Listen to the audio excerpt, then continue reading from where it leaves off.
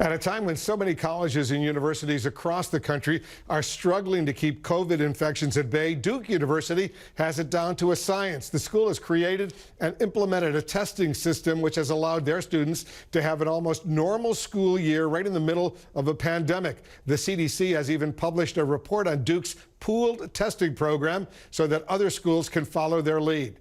Duke University President Vincent Price is joining us right now. President Price, thank you so much for joining us. Tell us more about your testing system and why it's been so incredibly successful. Well, it's been successful because there's quite a bit of logistical work behind it. We have 15 different testing sites across our campus. We actually have a mobile van that goes off campus to collect tests. And so we're gathering 15,000 tests a week. Very regular surveillance of our students. It's been very important because over half of the cases that we have detected have been asymptomatic cases. And people, the young kids, even if they're asymptomatic, they can spread, they're contagious, they can spread the virus to others rather easily. With students heading home, President Price, for the holidays, how are you making sure they don't take the virus home with them or eventually bring it back to campus? Well, our surveillance testing indicates that the rates of infection are actually extremely low in our student population, less than 0.2%. Because of the extensive safety protocols we put into place and because the students themselves have been conducting themselves with great care throughout the semester, I think they'll carry that sense of responsibility back home with them. But our basic rule is to take nothing for granted.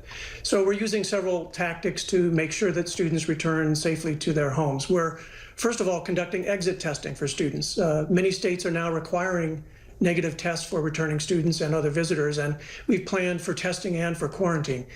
All of our students, secondly, who are leaving campus in the Durham area are required to inform us of all of their departure plans.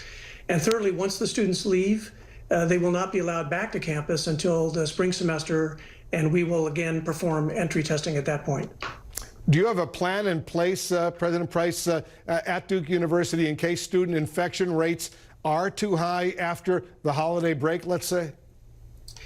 Well, we do have plenty of room for isolation and quarantine of students. We'll be doing entry testing as we did this past semester. We've learned a lot. We feel that we're well prepared for the spring. But again, we're taking nothing for granted. Throughout this first semester, we kept an eye on our weekly totals. We adjusted our plans. We deployed teams of dedicated staff and students to help promote safe behaviors. It's what we call the Duke Compact. And we monitored how we were doing. Basically, we considered ourselves, surviving and advancing day by day and week by week with the understanding that we were just one large gathering perhaps away from a potential outbreak. So, we know that asymptomatic carriers can spread this virus rapidly. We're taking extraordinary care. But we do have plans in place, as I say, to isolate students. We have wonderful medical care, both through our student health system and through our university health system. So the students are going home for Thanksgiving. When are they supposed to come back to campus? Well, we're wrapping up our semester now. So we advanced our fall semester and condensed it so that the students could study, return home before Thanksgiving, finish their semester, return home, and they won't be coming back until the middle of January for the spring term. Well, we wish you only the best, and thank you for everything you're doing.